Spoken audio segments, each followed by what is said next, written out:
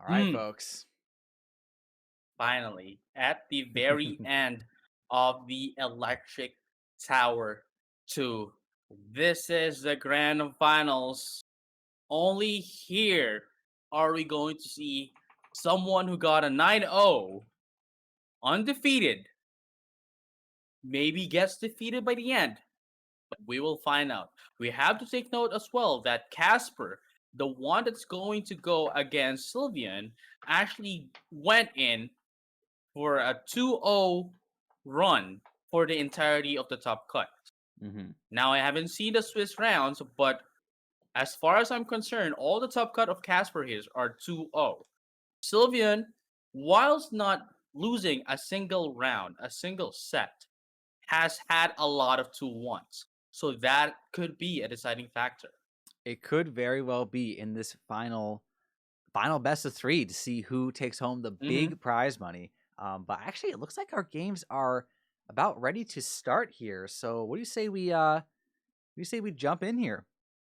Let's do it. Let's not waste any more time with our viewers right now, and let's head right into our match.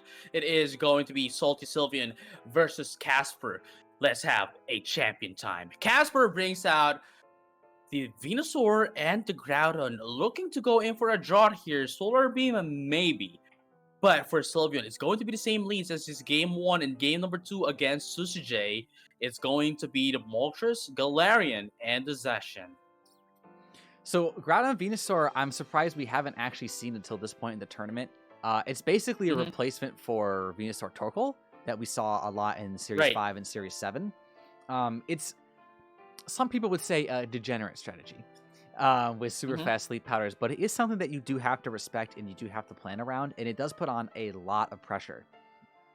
So it's really interesting to see Groudon come out. You know, we talked about in the last match a lot how special attackers are, generally speaking, better than physical ones because of Intimidate, and Groudon is one of those physically attacking restricteds.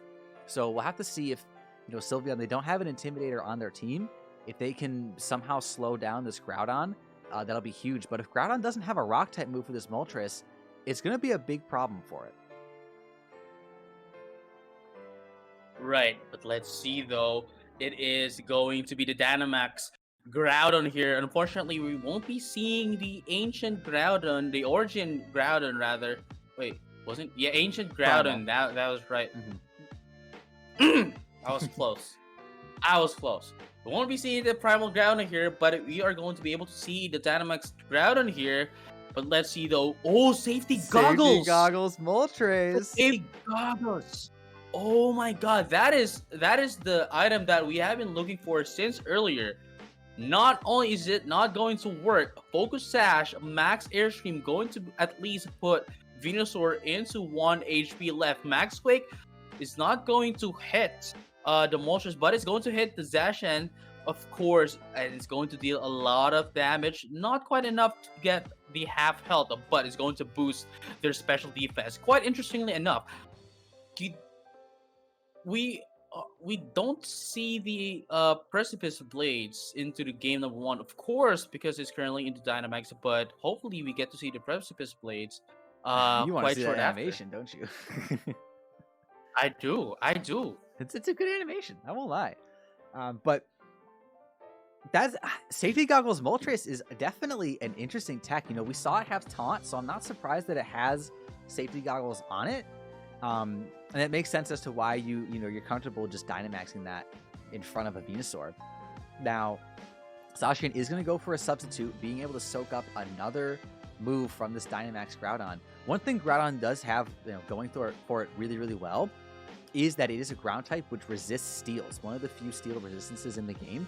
So it won't be hit by a fully powered Behemoth Blade while it's Dynamax. It'll be a normal powered one of half its base power.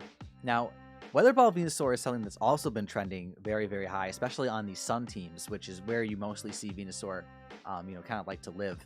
So it is going to break the sub. We will see the Max Quake come out again into the Zacian. It will pick up the KO. So a little unfortunate there for Salty, but they do get rid of the Venusaur, which is a very big nuisance because he doesn't have really any other way to get around Sleep Powder. There's no terrain control. The only other Pokemon that's immune to it is that Rillaboom.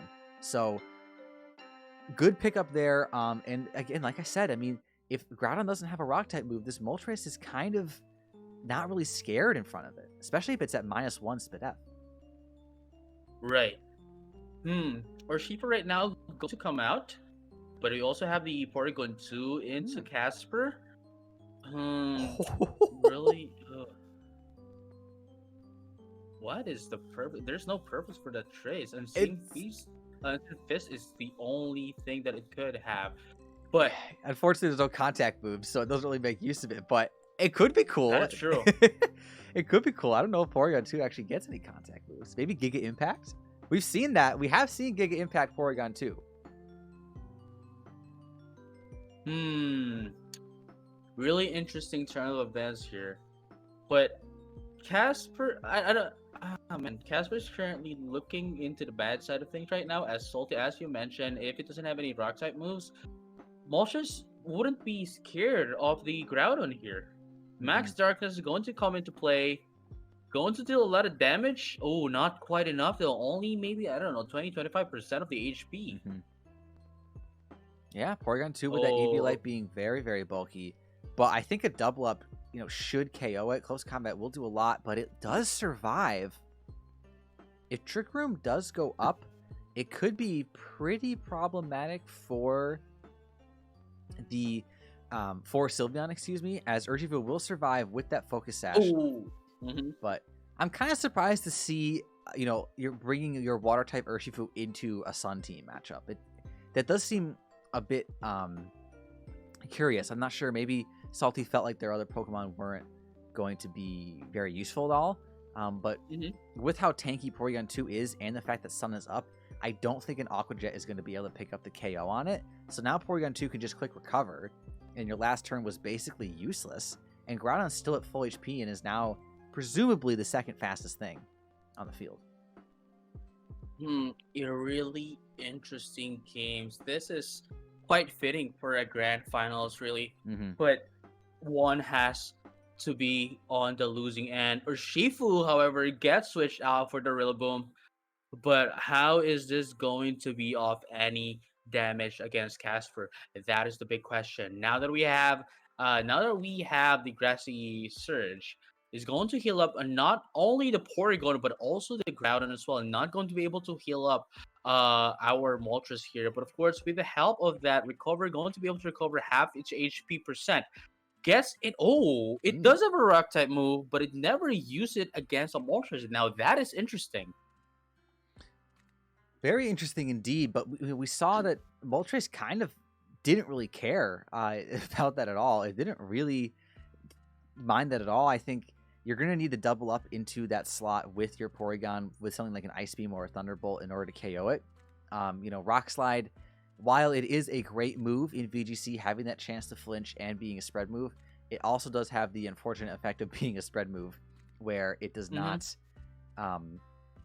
do full power. So unless you have stab on it on like a Tyranitar or something, it's typically speaking not going to be doing a ton. I am surprised we didn't see the Rock type move come out at all while it was Dynamax, but Fake Out will come out. Right. Porygon 2 will not be able to recover, and Fire Punch, this should pick up a KO onto Rillaboom. Yep. Ooh, that is huge, dude. That is a huge Fire Punch. And as you mentioned, it is just interesting not to actually see. Oh, Porygon still surviving with a yellow health bar. It's really interesting to see that it never used a Rock type move, Max Rockfall against the Moltres while it was still Dynamax, and sure that might have like picked up the Sandstorm, but at least you would have already killed Urshifu if you've had the Max Rockfall in the earlier rounds, in the earlier turns. I don't think there's much that Sylveon can do here. I think this one's probably looking pretty wrapped up in the favor of Kasper. Right. You can try and scout out a bit more. Yeah, with things like the tech and stuff. Okay, so found out something valuable. It is Eerie Impulse Porygon 2. I think where things really went wrong was Sylveon not being able to KO this Porygon 2 before it got Trick Room up. Speed Right. control. We've seen it before with things like Tailwind and Tailwind and max Airstream spam. And now we've seen it again with Mm-hmm. Trick Room. I mean, Trick Room is a very consistent, very good strategy in VGC. Now Voltrace is boosted, but Porygon 2 just doesn't Yeah, care. It's just too bulky with that Eviolite. It just does not care. it's essentially at +1 right now. Sorry, at -1 rather. But still, it's not gonna do a lot now. Porygon 2 really is super bulky and showing that this might just be the MVP of this round.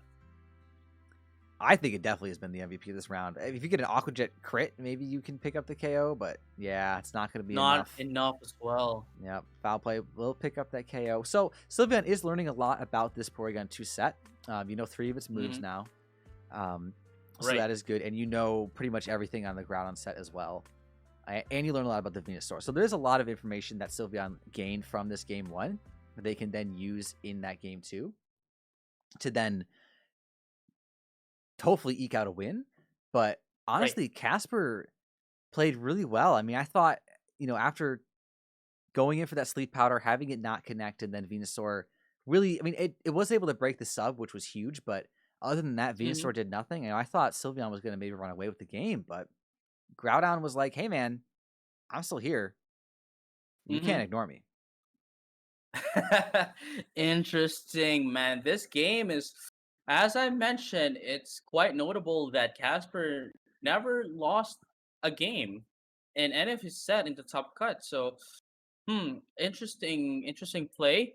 Sylveon hasn't lost a single game, but the dominance here, the dominance from Casper is something. It's the gap that, well, at least the gap was huge on round number 1, but he could Sylveon could still do an adaptation against Casper here, but I'm pretty sure Casper would have something up his sleeves here, just to be able to you know have something different for Sylveon to you know get confused with.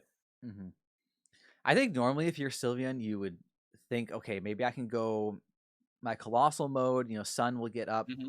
I'll be able Hmm. to, surf, break a weakness policy on the Venusaur, and then max flare it or max rocket, Hmm. kill it, set up the Hmm. rocks. The problem is you have to contend with Groudon, which can just OHKO your Colossal.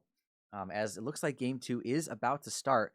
So we'll have to see how this turns out, but this Sun matchup is kind of really hard for Sylveon to deal with. His best answer really is that Galarian Moltres, but since it's so Right. defensively trained, we just saw it wasn't able to break through that Porygon, even with the help of Urshifu. Oh man, let us Mm. have another champion time into round 2. Casper versus SaltySylveon.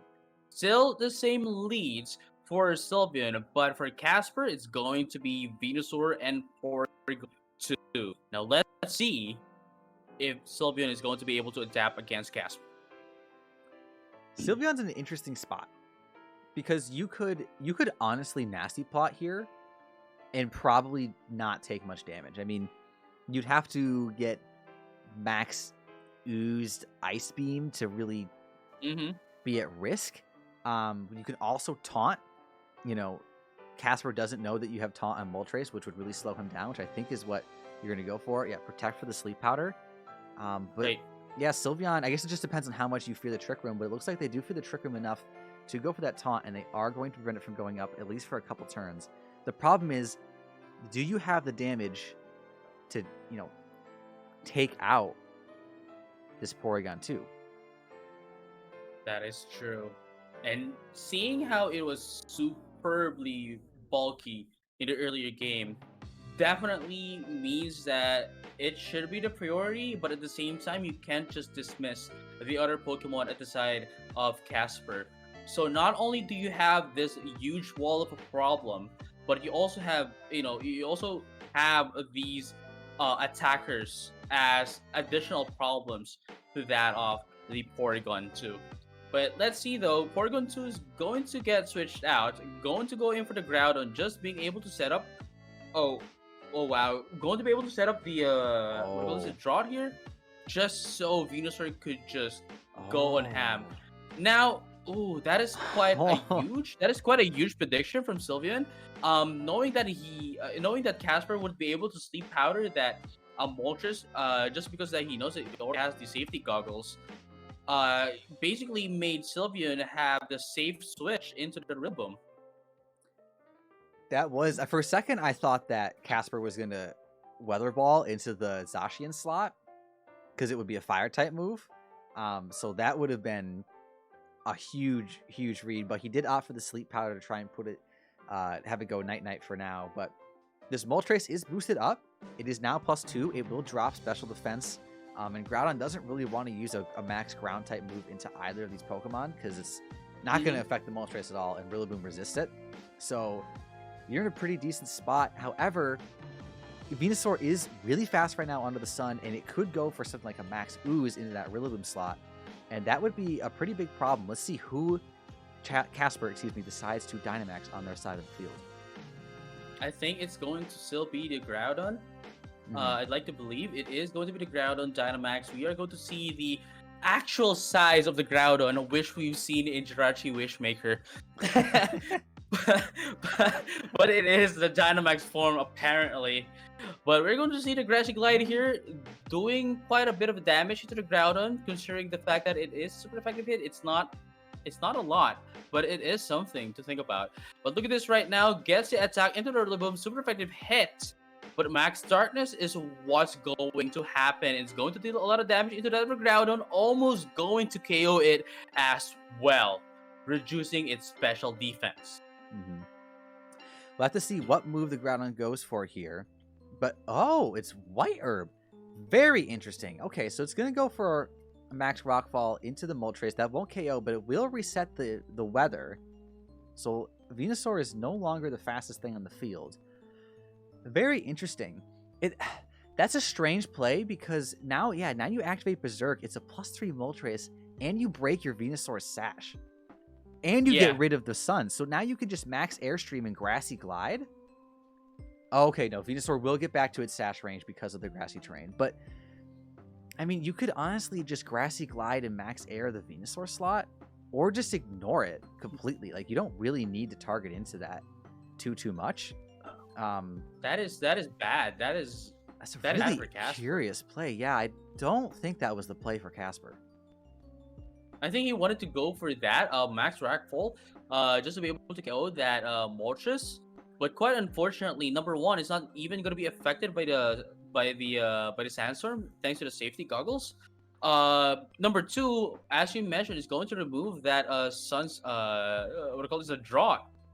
I think I'd like to agree with you that it's not definitely the play, but I guess he was hoping, Kasper was hoping to be able to KO that Moltres, but unfortunately, it's basically put him in a bad spot. But look at this right now, Grassy Glide still not doing a lot of damage. Weather Ball right now into the Moltres. Oh, never mind. It might have been actually the play. If that was a crit, but even I'm surprised it did that little damage, to be honest.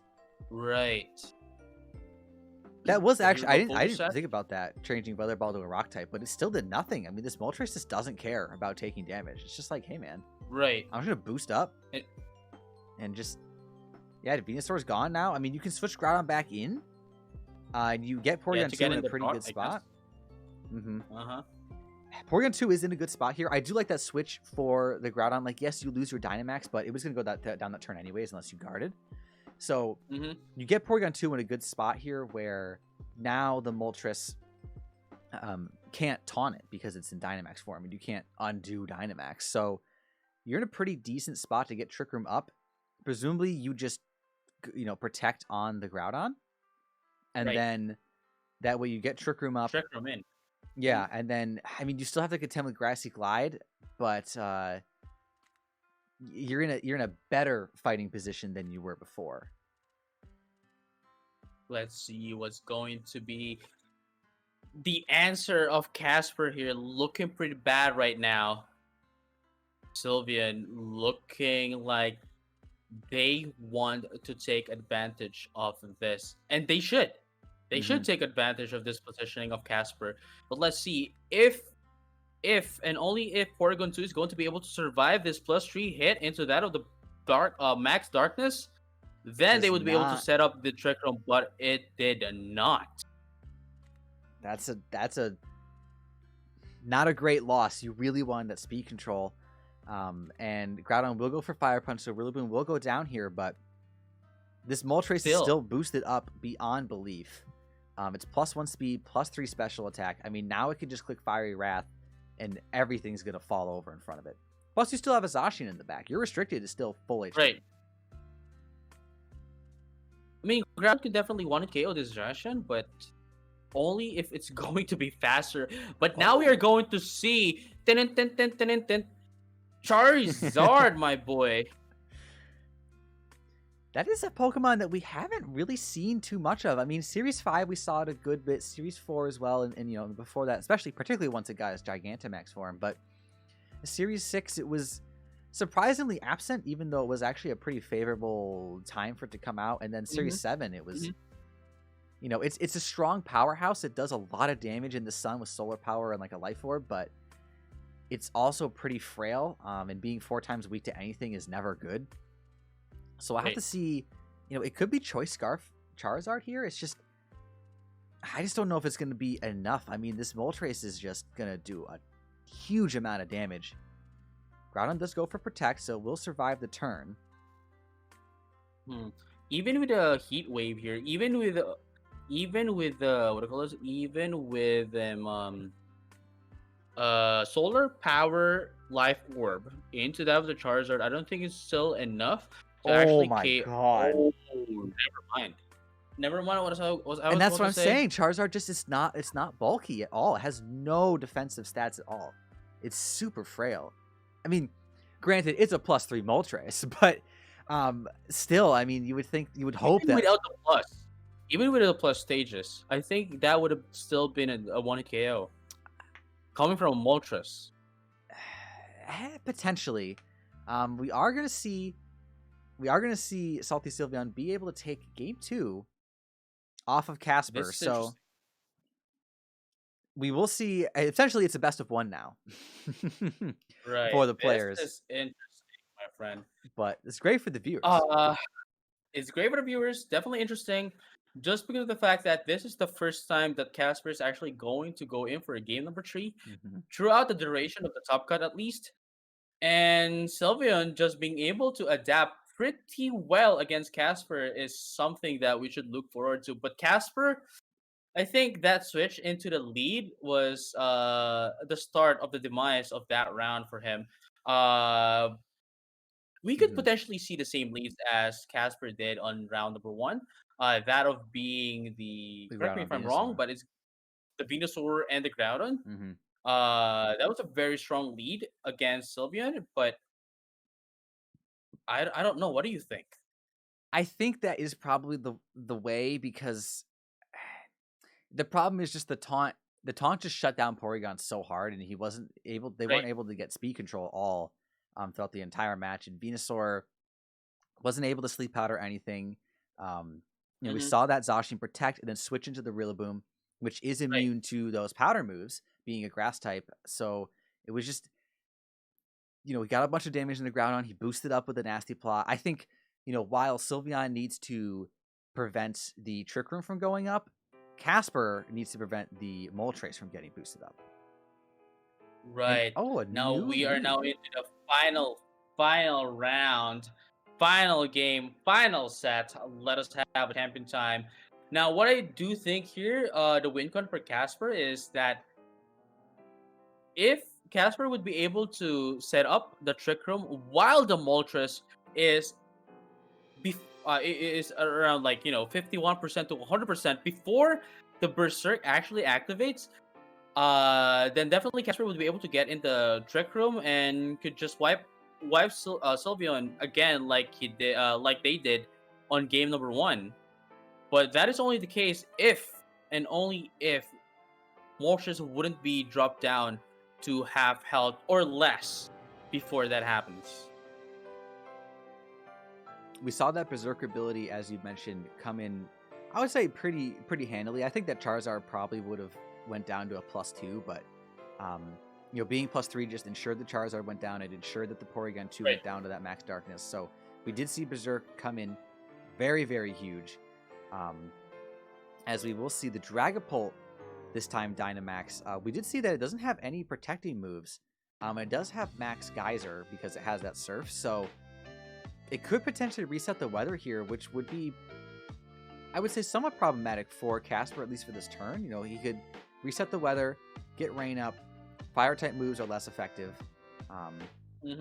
As we do see the Charizard come up, and it is Gigantamax. So if the weather gets reset with Geyser, it can't be reset unless, like Groudon, he switches out and switches back in. But Charizard in the sun is, presumably with solar power, is going to do a lot of damage. I think whatever it targets is not going to survive the turn.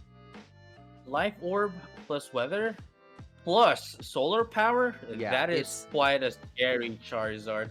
But at the same time, it's still frail. It still doesn't have a lot of defensive stats. But still, it's not gonna. Oh wow! It's not gonna go for. It's not gonna go for its Gigantamax move, but instead wants the speed boost.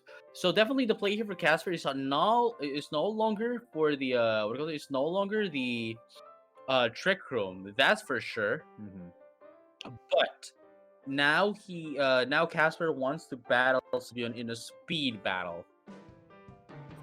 Yep, he's going, instead of saying, hey, I'm going to reverse everything and make the slow Pokemon fast, I'm going to try and keep up with you. And I think the problem is that Dragapult already moves first, so as long as it keeps airstreaming, it will just always stay ahead of the Charizard, and then Charizard won't be able to really, get its Gigantamax move off with that residual effect. But we see Sylveon reading into the Protect, going in for that airstream, not doing a lot of damage to the Groudon, though.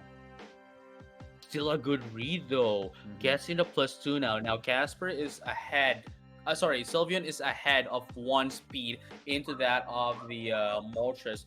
But of course, with the Life Orb, is going to knock out that of the Dragapult, thanks to the recall damage. But the Fairy Rat is going to do a lot of damage against the Pokemon of Kasper here. Maybe even knocking off the Groudon, not quite enough though. Big flinch though. Huge flinch. I was gonna say, if it flinches or misses Rock Slide, that's gonna be a problem. And it's a problem. If it did flinch, that would have been okay, fine, whatever. But that flinch was good. I mean, if it didn't flinch, Groudon might have gotten the KO against the Moltres. Yeah, I think a single target Rock Slide would have definitely KO'd if half that, or 75% of that power is doing half of its HP. So we'll have to see what they go for this turn. Groudon could protect, but I mean, you can't really protect around a spread type move. And Moltres is I believe it's the fastest thing. Actually, Charizard might be faster than it. So if Charizard should be able to pick up a KO here. Oh no, Moltres is +2. Excuse me. Moltres is +2, so it is going to be faster than the Charizard at +1 because it protected last turn. So, I mean, unless you protect something, you're going to lose both your Pokemon this turn on the side of Kasper, which is not looking good. This Moltres has been a huge problem for him to deal with. Right. But here we have it, a Max Guard coming down, not going to do a lot because this is the second Protect. Going to fail down, but Fairy just going to be able to KO Kasper's both Pokemon of Kasper's here, making sure that Sylveon is still in the lead when it comes to the number of Pokemon. Sylveon has 3 more Pokemon, 1 at the back, but Kasper only has 2 more left. But we haven't seen whichever these Pokemon are.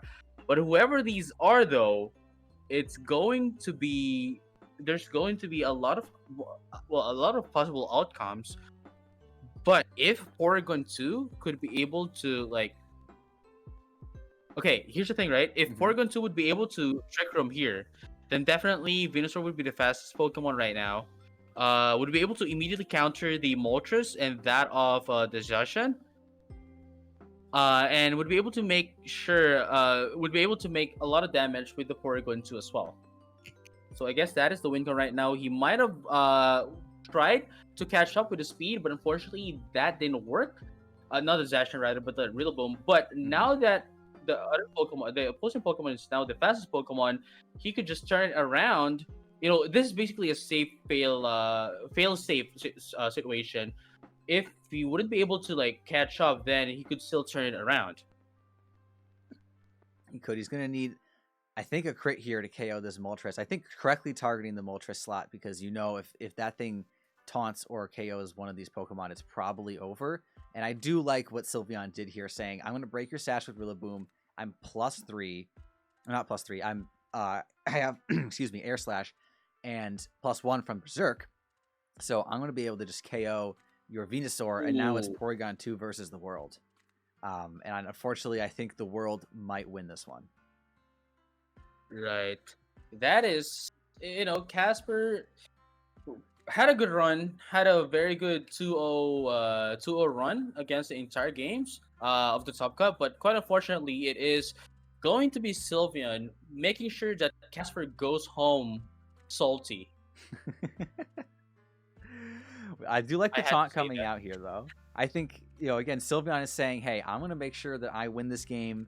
There's no shenanigans. You can't spam recover. You can't trick room and do any of that. I'm just going to play it safe, make sure it's good. I think a lot of players in this situation would probably just be like, oh, I just click damage moves and win. But, taunting to make sure that you 100%, 100% win the game, guaranteed win. Yeah, I think that is definitely the play here. So we will see Fiery Wrath come out. I'm going to do a good chunk more than normal because it is now single target, as Rillaboom will switch out into the Zacian in the back using that U-turn. And yeah, unfortunately, Porygon 2 will not be able to, take this one out. I mean, unless Kasper would actually, unless Sylveon rather would miss all of their attacks, and Kasper is just getting all the attacks, right? Definitely might. I mean, and it might happen as well, knowing the fact that this game has all the RNGs in the world. So, I mean, it's not impossible. But I think you're stretching a bit here, JJ. Close combat can't miss. Neither can be. You never know, though, right? You never know, though. That's the thing with RNG games. That's true. But of course, it is going to be Sylveon winning our tournament right now. Thank you, Litton, for the help. But yeah, that is it. Sylveon winning 2-1 against Kasper, and essentially winning the tournament as well. Quite a huge game for both of these players, and a huge adjustment coming in from Salty. That is amazing. That is quite an amazing grand finals. What do you think?